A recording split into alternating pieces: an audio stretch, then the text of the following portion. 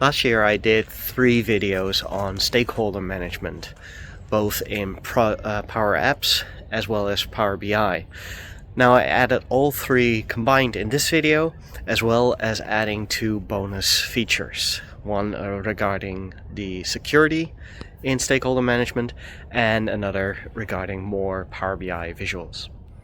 In a typical stakeholder setup, you would have 2 tables, and the stakeholder relationship would be represented by a relation between that resource and that project table. More information such as the influence or the interest of a stakeholder can be added to that relationship, but that's about the extent to what you can do with this type of relationship. So in order to build a good force-directed graph, I added 3 additional tables that can hold more information about that stakeholder and that relationship within a project or between another resource. So these tables are the participation, the engagement, and the relations of a stakeholder. Let's take a look at the first one, which is the participation, that has a direct link to a project as well as a resource, because the resource is the stakeholder and they have a relation towards a project. How that is visualized is something like this, where you have a stakeholder. Their role is, are they a decision maker? Do they actually support this project? And you can add information such as an influence score, time spent on the project. And if you would like to add more information on this specific participation for the project, you can add more table columns as well. The second one is a little bit different, where an engagement is something that can happen within a project, but also outside a project, across the organization, or maybe it's in a department level up or a department workshop or something completely different, but it is still an engagement and it is still something that you would like to note down somewhere. So that's why I added a light blue color here towards the project to represent the ability that yes, you can have an engagement specific for a project, but it's not a requirement here.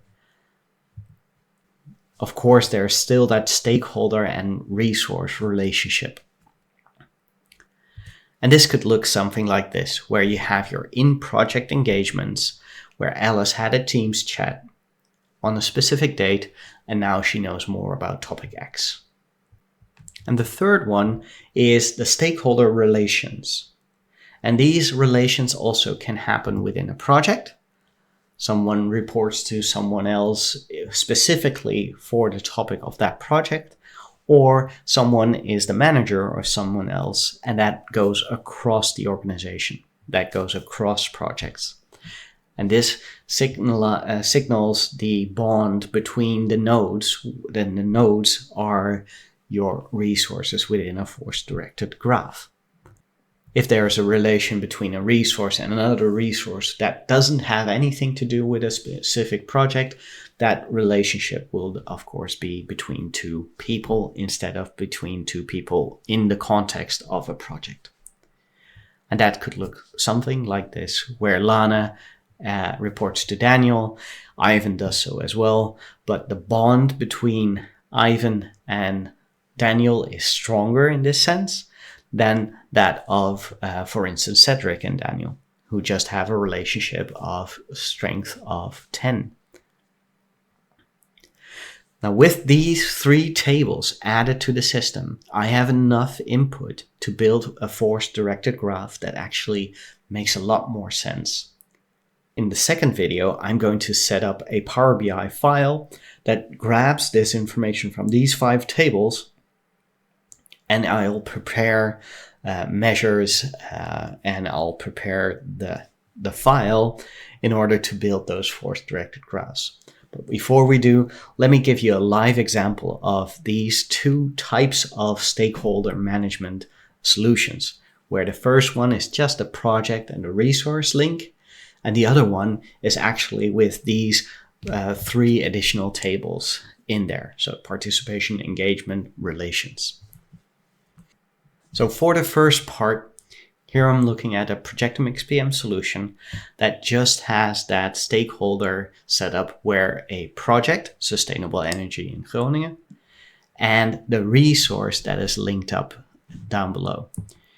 Here you can talk about who is the resource, an ID if you need to. You can say if the stakeholder is internal or external. Do you have a high influence and a high interest? Then they would be considered a partner in our stakeholder matrix. But now let's also have a look at another environment. And in this environment, I added those 3 tables as well. So I'll have a stakeholder example project here. I can click on edit. And here I have stakeholder version 2. So stakeholder version 2, currently it only has those tables, but of course you can also have that stakeholder matrix in there as well, where you would hook up the interest and the influence towards the influence score and the time spent on the project. Here you'll have that participation, that in-project relations, and the in-project engagements. So if I would to add a participation, I would click on the new button.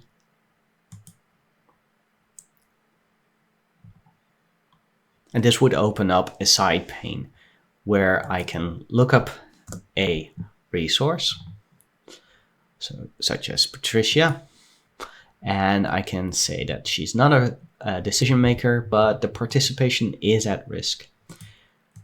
She is a sponsor. Oh, let me just show you this. I added these different roles to represent different types of stakeholders.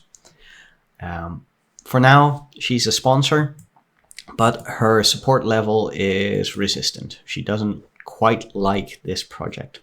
The influence score is maybe quite high, but she doesn't spend that much time on the project.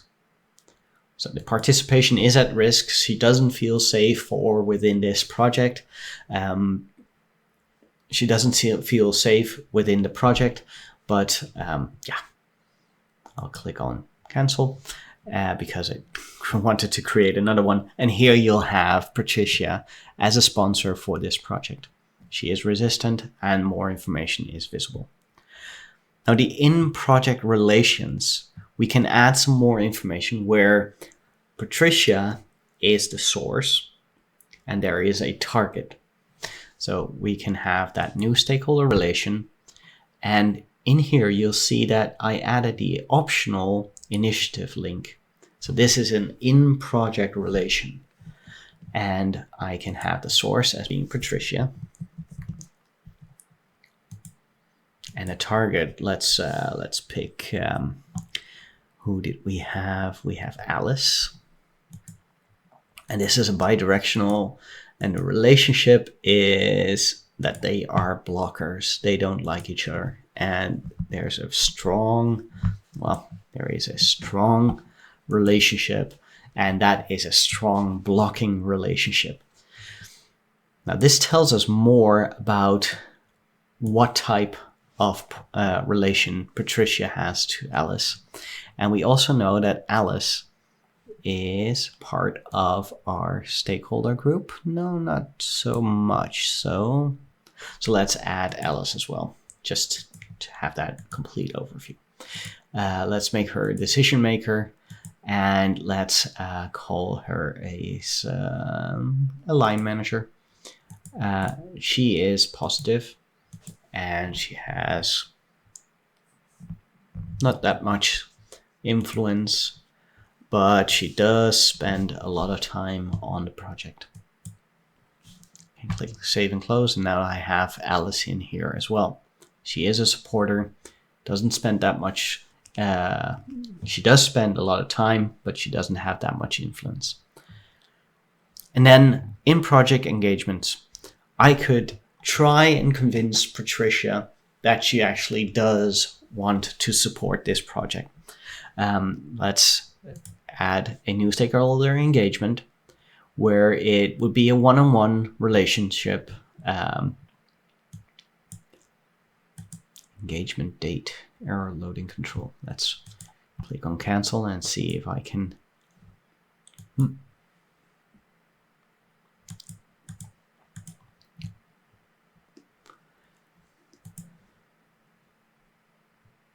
So let's add a new stakeholder engagement, and let's ignore that error message here just for now. I'll have a relation. I will have an engagement with Patricia, and it's going to be a one-on-one.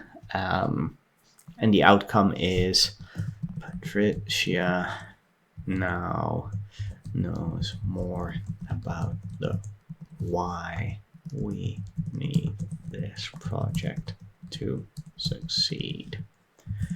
No direct improvement on support, though.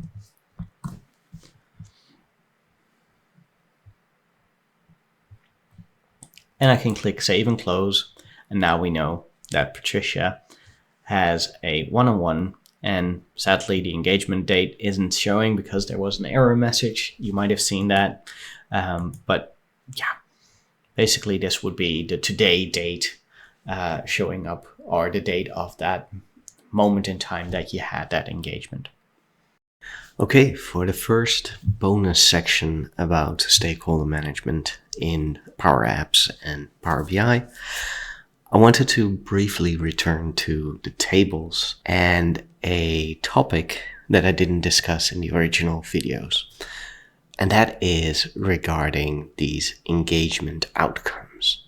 Now, these can be sensitive topics, right? You could be discussing a bad relationship with a person, and you don't want to have everyone know those engagement moments. So what you can do in the system is you can actually lock who can see what in the system. Now I want to briefly touch on two possible solutions to make sure that not everyone can see those engagement outcomes, or not even the engagements themselves.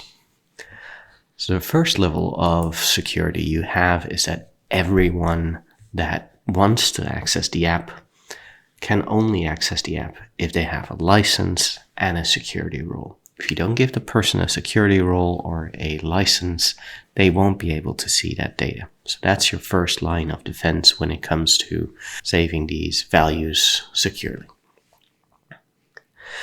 So when we take a look at our tables, remember that we have the engagement table. And in the engagement table, we have the columns. And one of the columns is the engagement outcome. If I take a closer look at this one, I can look at the advanced options, and down below I can enable column security. There's a little learn more topic item here as well. Make sure to select this if you want to make sure that the security is only tied into the column itself. So let's set that. Enable column level security. Let's click on save.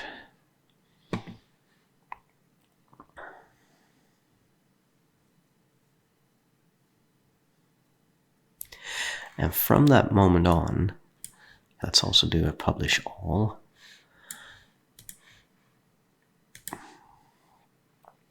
From that moment on, that field will be limited for people to see. If I click on Alice's engagement, I didn't need to click on Alice herself. I needed to click on the row. Click on edit. Here you now see those asterisks, and you see a lock. Engagement outcome is now locked for people to see. So this is your first option, to set everyone or no one to see that outcome. Now, how do you get that engagement outcome visible again? Well, there is something called a column security profile. and we'll need to wait for the publish all customization. I'll cut that out of the editing in the editing room. Column security, edit rights to secure field. If I click on that, this is a personal made column profile, by the way. This is not a text that you might be seeing. So the column security profile, I find the engagement outcome, and currently there's read not allowed, update not allowed, and create not allowed. If I want specific people to be able to edit this specific column, I would select it and I would click on edit, and I would set read, update, and create. The moment I select all three as allow, the person will then be able to do everything with that field again. I'll add myself here.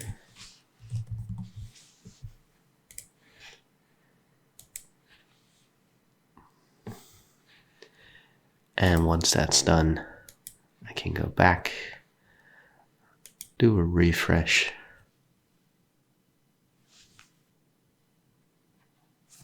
and do another refresh. And now you see that there is a little key, because we are in the profile where people are allowed to do this. And now I can just change this topic. But one downside to this column level security, it is bound to all values in all engagements and being able to see them or not see them. There's an additional option, and that is in the security roles. In the security roles, it's a little bit more a broad allowance or restriction, because you cannot focus on a specific column. You'll need to focus on specific tables at large. Power PPM project manager, so the person that runs a project, they might be able to create their own engagements, see their own engagements, but nothing else. In order to do that, we go to stakeholder, and I see that I don't have the tables with any permissions at all. So project managers currently wouldn't be able to do anything. Of course, this needs to change. And now there's a couple of ways to go about here. You can individually set these values to either a personal create or a parent or an organization or a business unit, or you can set permission settings, and that gives you a pre-baked profile, and let's set that to private. So you can do everything with your own stakeholder engagements, but nothing outside. I want to do that for the participation as well, and for the relations as well. Now, the reason why we want to have that private is because if Dave, the project manager, has an engagement with Alice, he wants to keep that information for himself and maybe a PMO office as well. But if Will, the project manager, goes into his project, into Dave's project, he won't be seeing those stakeholder engagements. Now, how do you report on that? Reporting layers is something different, of course, and you want to make sure to have a dedicated data set for stakeholder management in order to bypass that GDPR and security information. So if I go back, then we also have the administrators or the PMO officers. If I select all tables again, and I go to security, no, not security, stakeholders, I can set this permission for the administrators a little bit higher. or I could go for collaboration, read everything and write everything, or I can go for full access, and that gives access to delete everything that is not mine as well. For administrators, I typically go for full access, but you can also go for collaborate in the sense with stakeholder management. Setting this to full access, clicking on save. Now it already tells you that you saved this file, which is excellent. If you do, however, want to set a very specific set of permissions, be aware that you have unsaved changes and you want to click on save. All right, so that was a first bonus section on the stakeholder topic. Let's continue with part 2. All right, so last time, this is where we left off. We had the stakeholder management, or we had stakeholders version 2 in our XPM solution. So we have stakeholder participation, in-project relations, in-project engagements. And we, of course, have the option to see that broader as well, where we have stakeholders as a tab. And we can look at all the participations in the whole system. So we have the stakeholders, we have the initiatives or projects, if a person is at risk, if it is a decision maker, what the support level is, and so on. We also have the relations, and we also have the engagements. And what you'll see in some of these engagements and some of the relations, that no initiative is actually added here.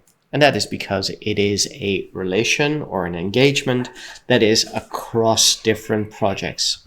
So now that we have these values in here, we have participation, relations, engagement, and we have our projects and we have our resources, we need to have them in our Power BI reports, of course. So I've created this lovely Power BI file for myself, and I'm going to add the stakeholder tables and the structure based on what we talked about last time. Luckily, there is a very easy connection with Dataverse for us. So Dataverse, if I click on that, a connection will be made based on my profile. So it already knows that I have access to multiple environments, and I sure hope that this isn't a scenario that you have as a normal user in one organization. But since I am a consultant, I have multiple environments. One of them is my own environment.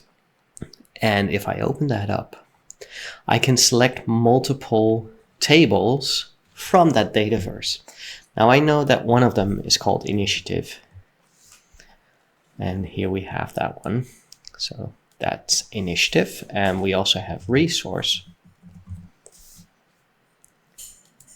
And we also have our stakeholder project, or participation, engagement, and relations. So we have 3 tables that are specifically related to the stakeholders, and we have our project and our resource. So let's transform the data. I never want to directly load that information because there's always something that I want to change. So let's import. Direct query is not needed for something that is not that fluent. Right, direct query is something that you typically do if the information is fast-paced. And once these are loaded, we will take a look at things we will remove from our tables and things that we will keep. I've already prepared some of the information that I want to retain because, yeah, I've done some groundwork already. And this is the file that I created. So we have our participation, we have some columns that we remove, we added a conditional column, as well as changing the types to be more accommodating with what we need to work with in relation to our stakeholder reports. So this is the participation. Let me just grab that. So for participation, I can go to the advanced editor and I'll just replace this. And that gives us a clean table with the participation ID, the related project, project name, related resource, resource name, stakeholder, what type of stakeholder they are, if it's a neutral stakeholder, and all the things that we've discussed last time as well. So let's do that on the engagements as well, where I have, or well, let's take relations first. Relations.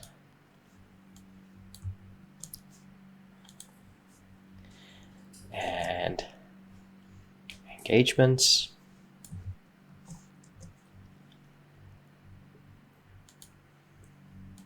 Navigating to advanced editor, because we basically already have this information somewhere. In here you'll see the different types of engagements that we had.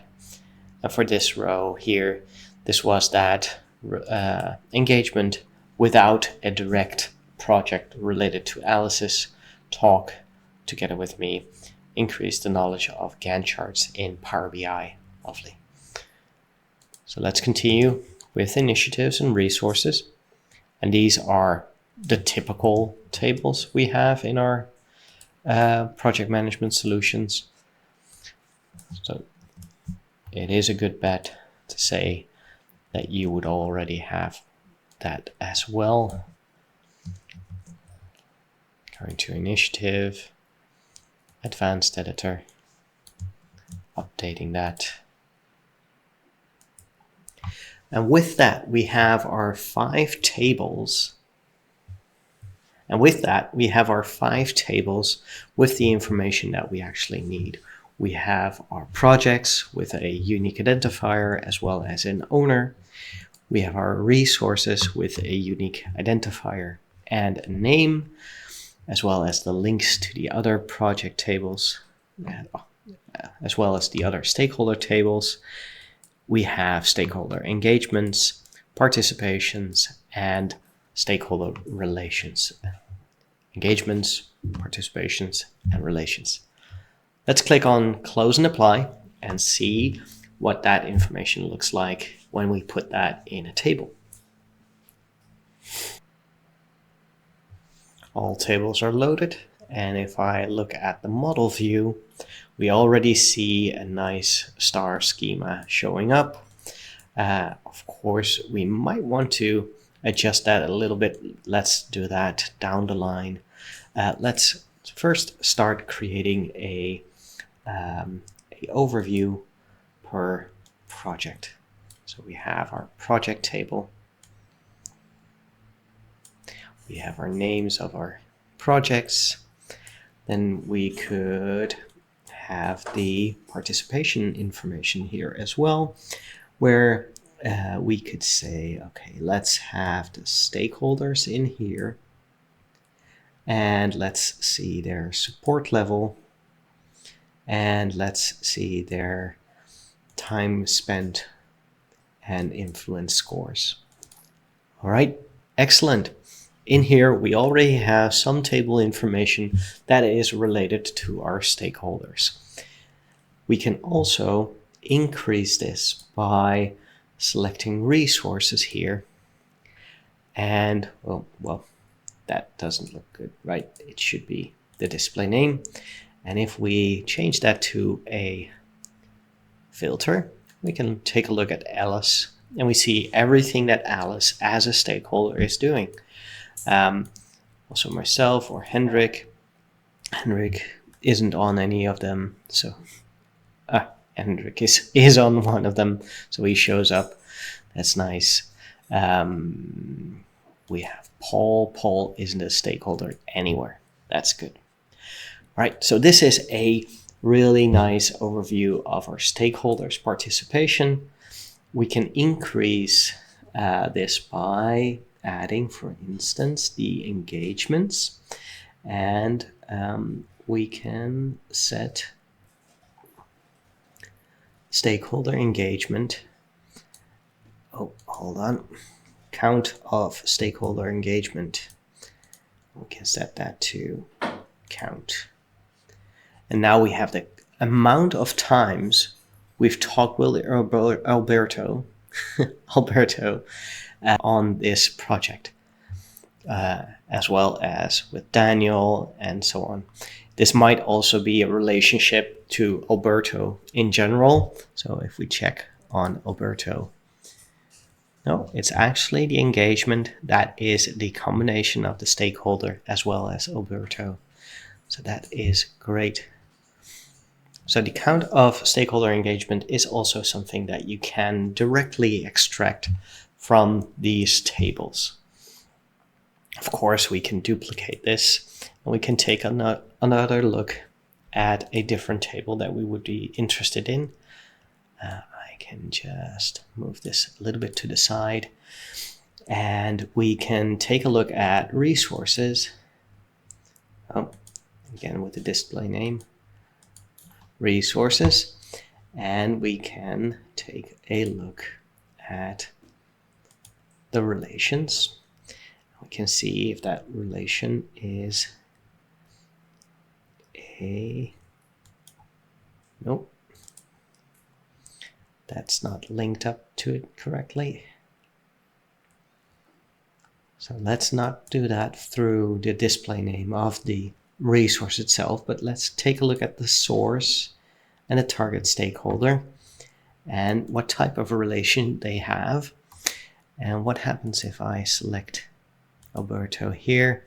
There's no direct link to the resource and that stakeholder relations.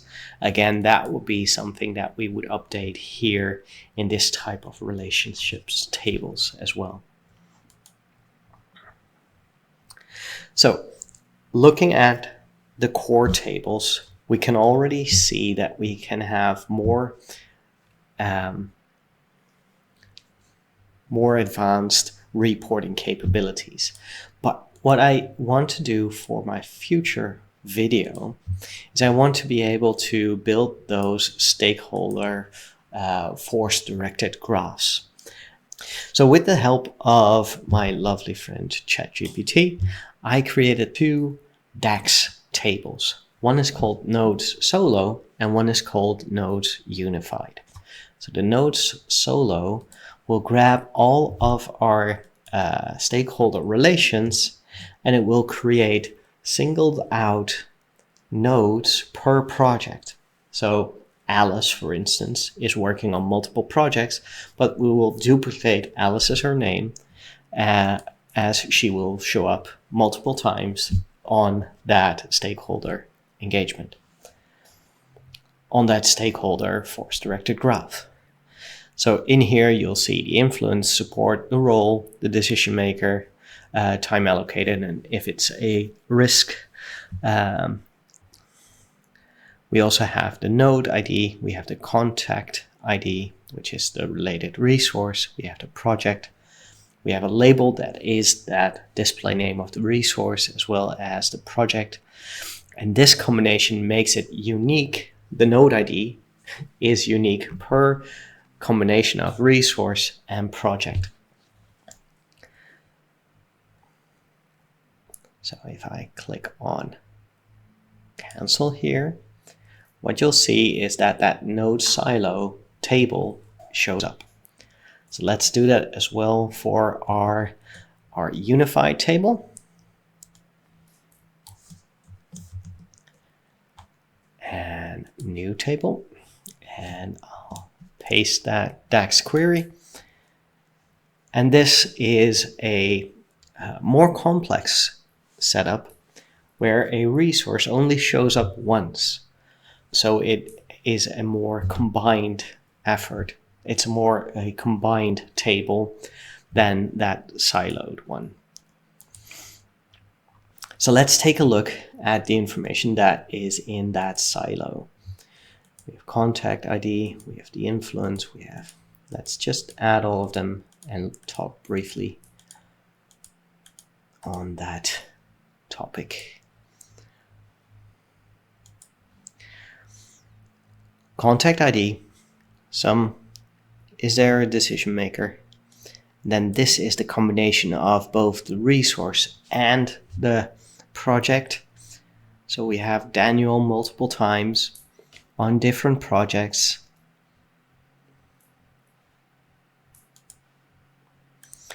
As well as if it's a risk, if it's a role sponsor, any type of information here.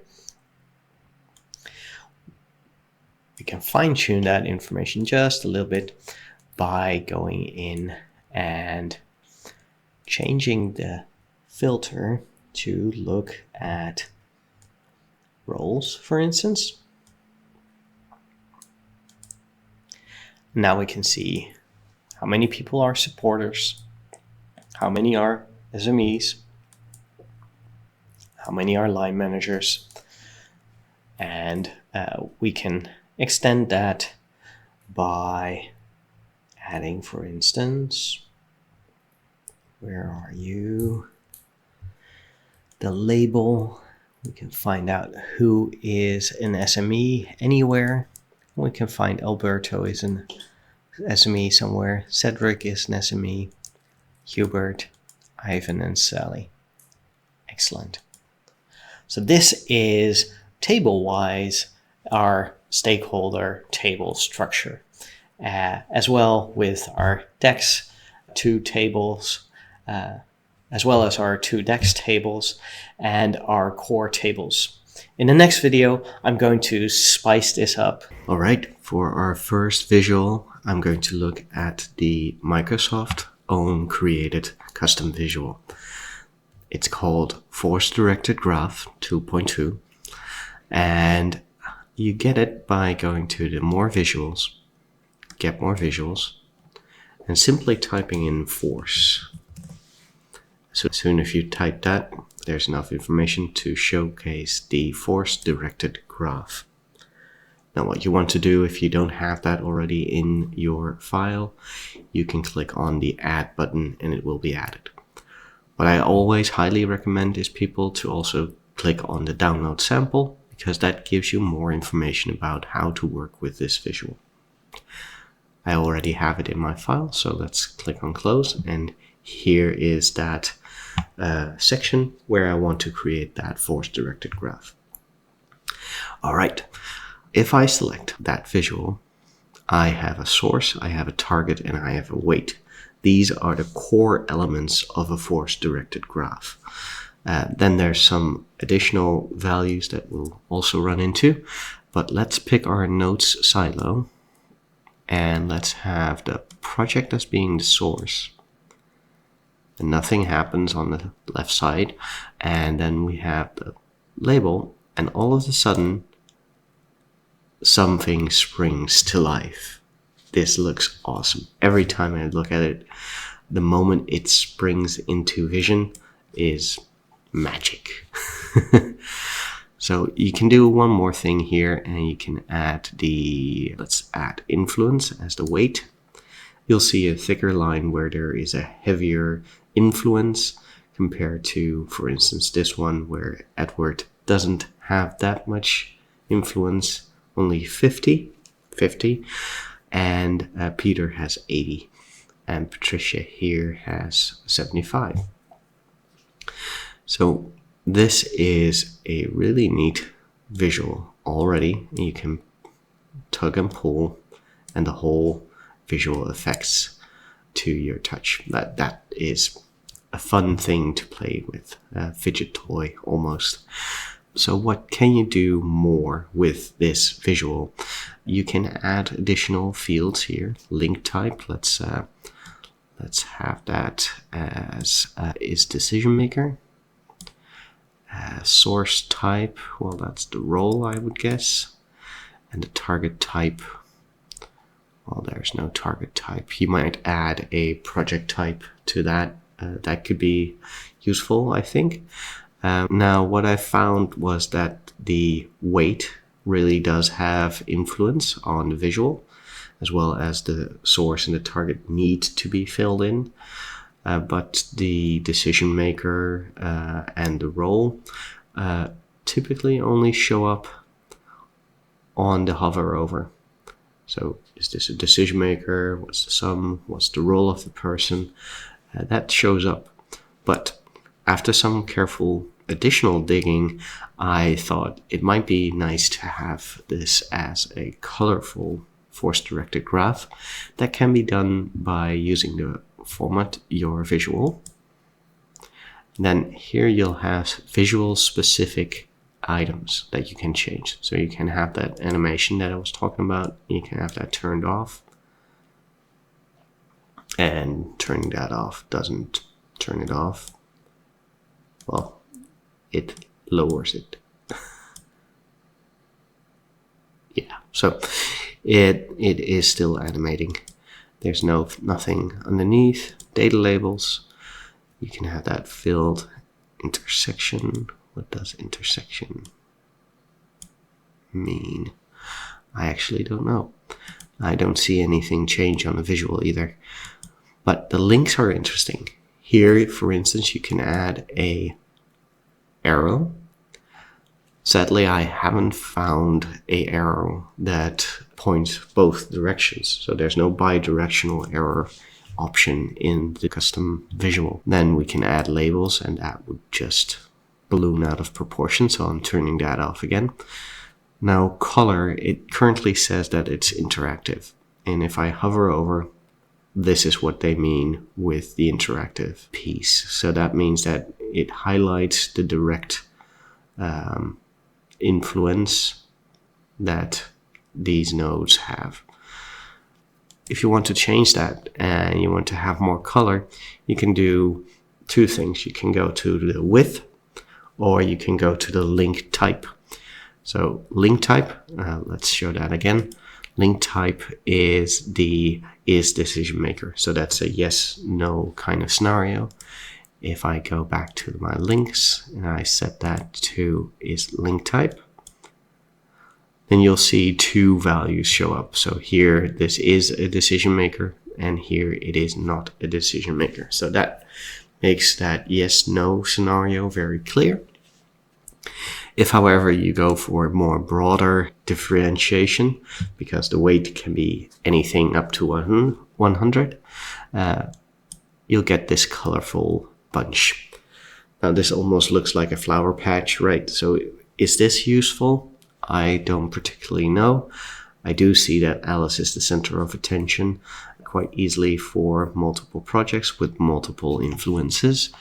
But yeah, is this the way to go? I would recommend going for a yes, no scenario. When I was thinking about this earlier, what I'm missing here is a legend that tells me, okay, which color represents which value. There's no legend that will tell me that here. I haven't found it either, at least. So in the nodes, there's also something that you can work with, that is images. And the images are actually replacers of the node visual. So there's a example in the download where you have these avatar images. You can use that by clicking on the URL, and you need to set the format, and you can set the length or how big these images are by clicking on that images. Then there's the size, of course, and you can change the size of each of these nodes or arrows.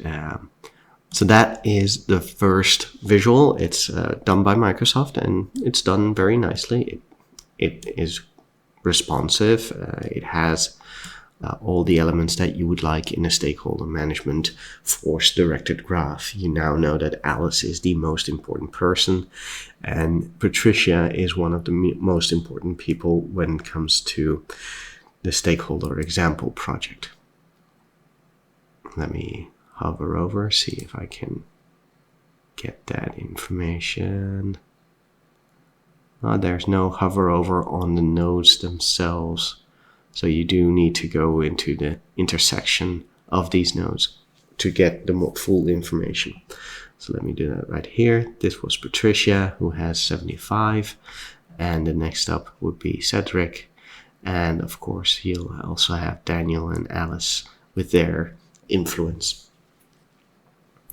So that is the first visual, Microsoft's own force-directed graph 2.02. The next visual I want to show you is called Constellation.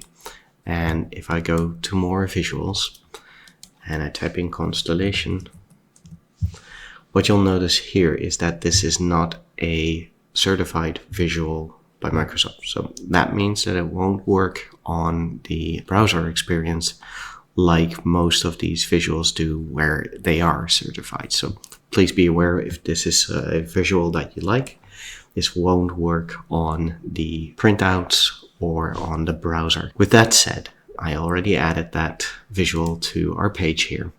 What you'll see is that there's 3 values here. So there's source, target, and distance. And if I use the same scenario, I can add project label, which is the person, and I can add influence as distance. What you'll see is this opens up a nice visual, but it's also pretty cluttered, I found, because there's overlaps and there's, if I would see this in the night sky, it wouldn't be my favorite constellation. There's ways to move it about. And in the download version of this visual, I did see real star names. So maybe I'm misusing this visual for something that it's not supposed to do, but I saw something called link color. But for the life of me, I couldn't get that to work. So there's no additional formatting here. Maybe I can add multiple layers in here. Ooh, hold on. I might have stumbled on something here. So if I add an additional, what happens? Well, something happened. The role made a change. So could I add support? An additional layer here. There's no hover over, so you'll be left in the dark to find out what happens. Yeah, I don't see any change happening here just yet. Maybe I'll add it to the risk. Nope, no change. All right, interesting.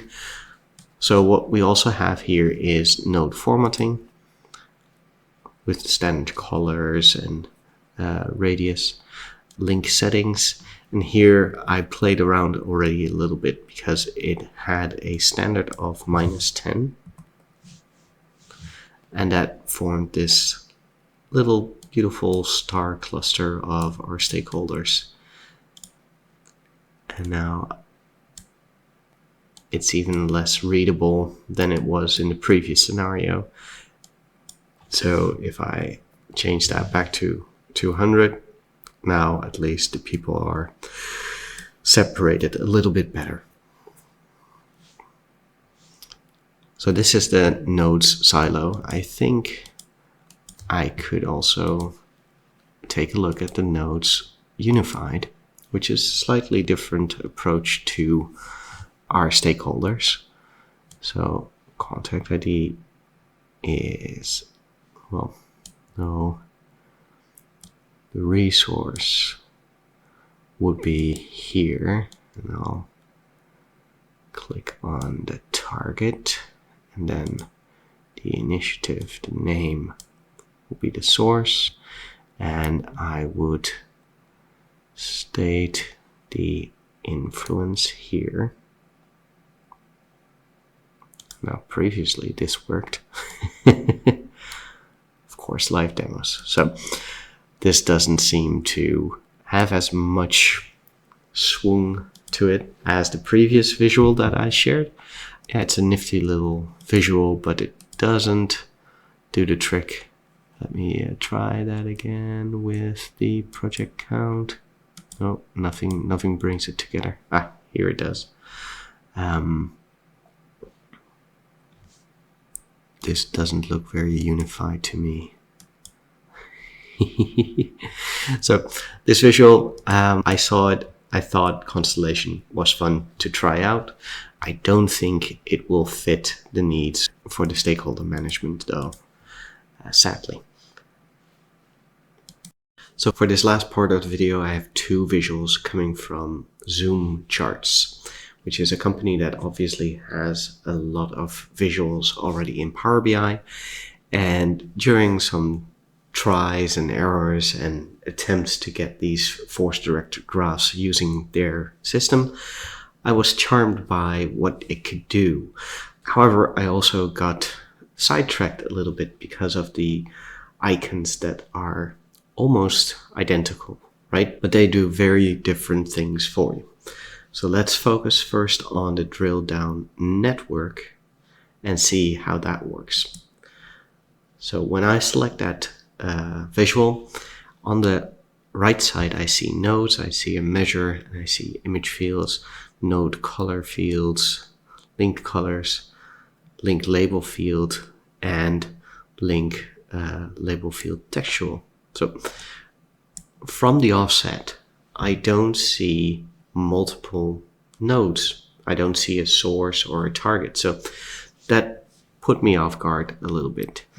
Let's have the resources as the nodes. Then let's have a measure as the count of projects. And here something floats towards you, where the measure is the amount of projects a person has. So let's instead go for the display name instead of the resource name. All right. Here you see that there's no, oh, one thing very important, free preview for 12 hours. That is something that Zoom Graphs does. They have this 12-hour period of a grace period, basically, where you can play around with the visual without being hindered by licensing questions. We'll get back to that in a moment because, yeah, it's kind of important. So if I would nodes unified and I would grab that to the resource, nodes nodes unified, if I combine that with, where's the resource? There you are. So if combine that with the resource, we have the resource ID and we have the resource ID here. And let's get that up and running. So what happens now? I still see Alice, I see Alberto. So they have two projects, but where is the link between the nodes? Link colors, link color field? No, that doesn't make sense, right? No. So how do I combine these to each other? That is something I needed to find out. And I have this piece here where it helps me out. So this is one of the downloads from the Zoom Charts visuals. And I have title and I have region and I have payout. Where are they linked?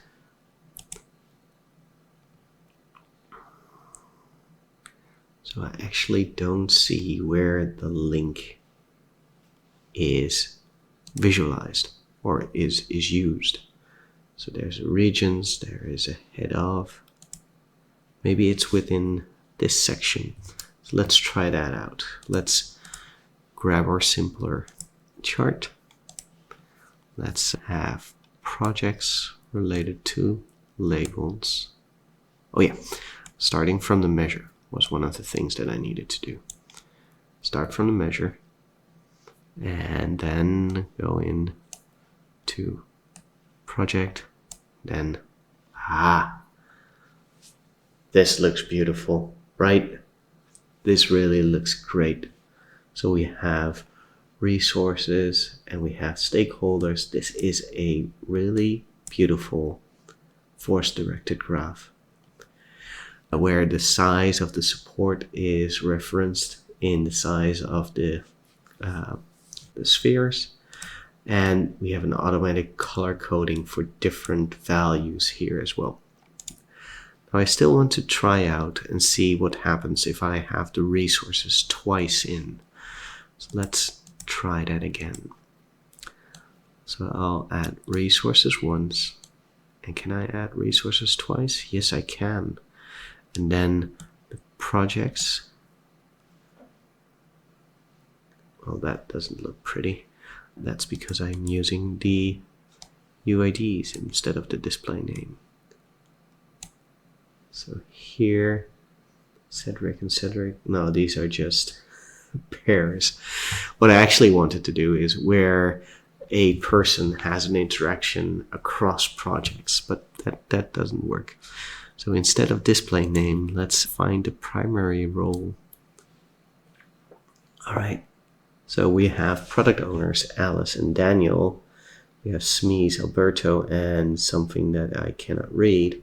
And we have a support sponsor, and that's Cedric. So this is actually quite nice. You can play around with this, see how these nodes interact. The thing that's different from the previous visuals is that all nodes need to be in that one single nodes section. So that was something different. Let's do one more. Is decision maker. So here you see that Alice, Daniel, and Cedric are decision makers in 8 of the projects. Excellent.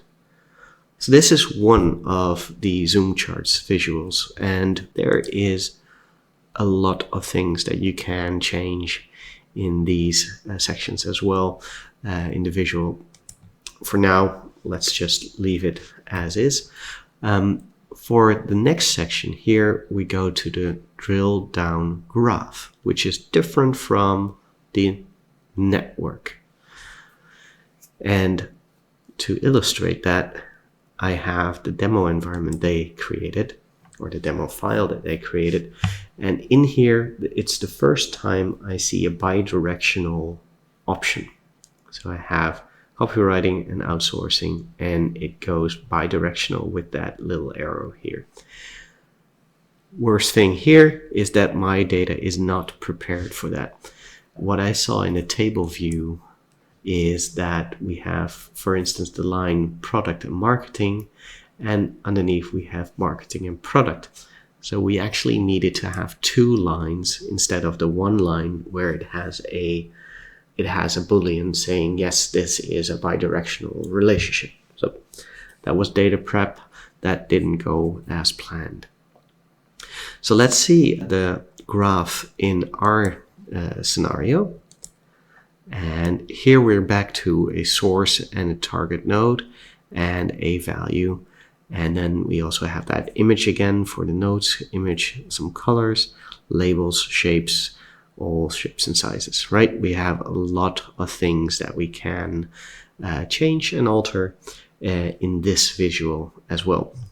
Now this visual has been on my screen for more than 12 hours, so I will be seeing that annoying pop-up for the license. Bear with me.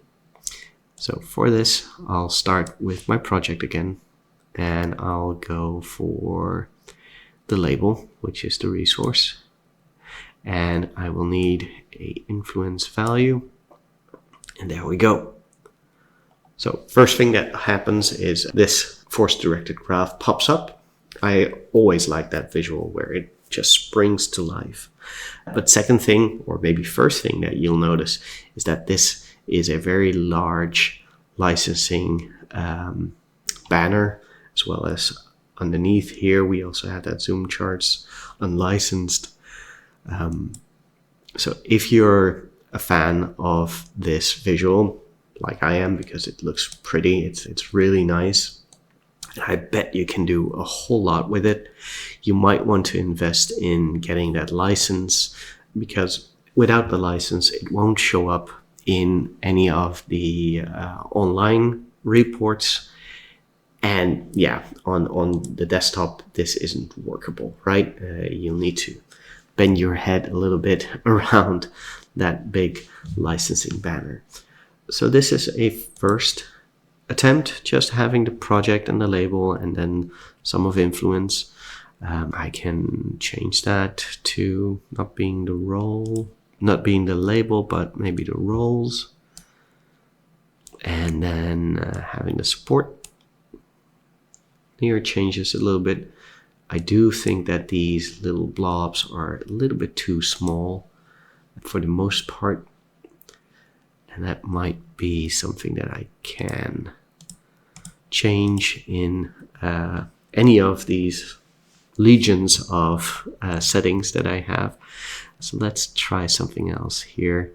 Let's have the display name here, and right, I would have loved to have the ability to see where Alice has an interaction with Cedric, but for some reason I'm not able to create that link here, which is a bit strange. Maybe I'm doing something wrong here, but let's try something out here. Node ID. Could I do that? No, that doesn't work. It's a count of projects where they interact with each other. No. Support average. Lovely. Well, needless to say, I'll need to try some things out again. I like the simplicity of the left side, which is the network version of the Zoom charts visuals. But I believe that that drill down graph is a much more advanced version where you can do a whole lot more.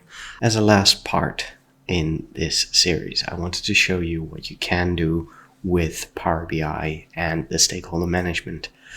So I created this report page where on the top we have a few slicers, one telling you how many projects we have, how many stakeholders, and of course decision makers or somewhat special stakeholders, right? Then on the bottom here we have a table telling us more about these stakeholders. We have the project, if the project is at risk because of the stakeholder, if the stakeholder is a decision maker. And I added a conditional formatting on the support where -2 is a blocker. So you wanted to have that screaming at you at the moment that the support was negative. How much influence a person has and what their role is within the project. Well, no Power BI report is any good without filtering, and we typically do that with slicers, right? So we have our project here. I can select the stakeholder project or sustainability energy or upgrading servers, and all three will interact with what we see on screen. And then we can also filter on stakeholders. So Alberto is overly positive, so is Alice, but Cedric is not very supportive of the two projects that he works for. And Hubert is all in, but Edward doesn't really like sustainable energy. All right. As you can see, the two slicers filter everything on screen. The other three final visuals that I had added is a gouge where you have the most negative value, the most positive value, and a target. And this has conditional formatting. So let's just dig in a little bit how that was created. For the data, what we needed to do is add 3 new measures. We have a maximum support, minimum support, and we have a target support. And these are very simple DAX formulas. So if I click on this, what you'll see is maximum support is just the number 2. So this isn't flexible because the support levels aren't flexible. And for the conditional formatting, what we did is we went to date format. Nope, we went to colors. Yeah, colors. You'll have this formula button here just as we have that for the target color. And for the filler color, what I did was anything that's lower than the absolute low, and up until 0, it's red, because if you're 0, then it's neutral. If it's -1, you're not a fan, and if it's -2, you're a blocker. So that means that the support is red. Then up until the target, it's slightly green, and above the target, it's very green.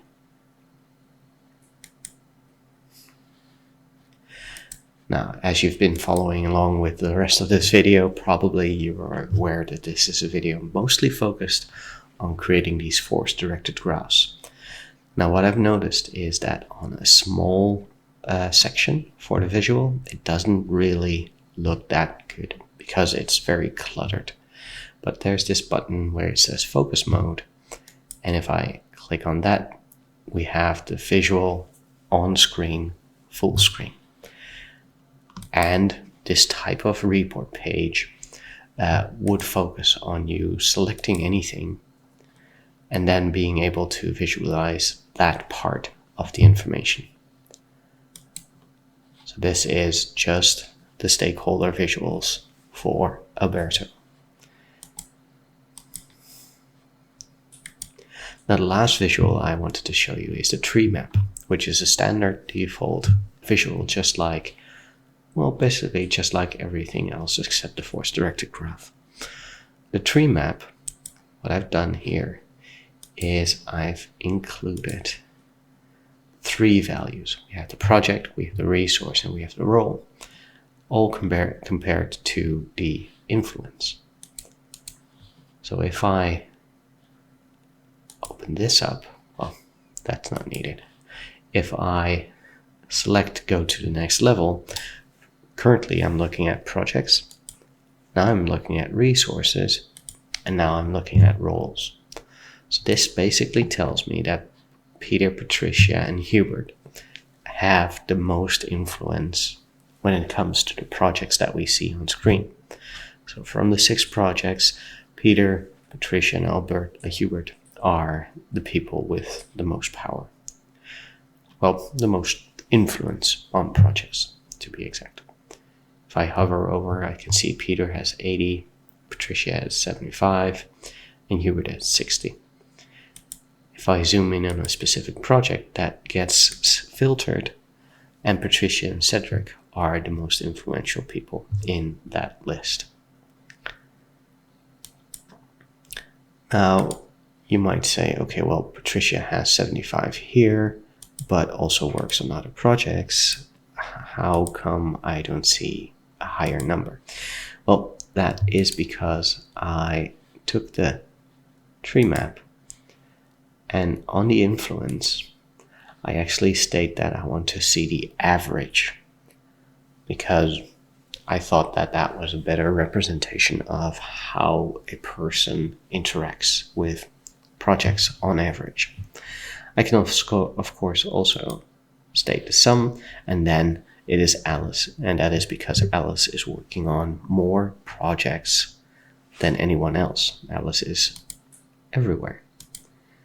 She has all 3 projects, where Cedric only works in 2, or Daniel or Edward just works in 1. So that's it for the stakeholder reporting extra. I hope you liked this extended video that contained all 3 videos as well as 2 bonus content segments. I'm going to dig into Planner Premium for my next video. Hope to see you there.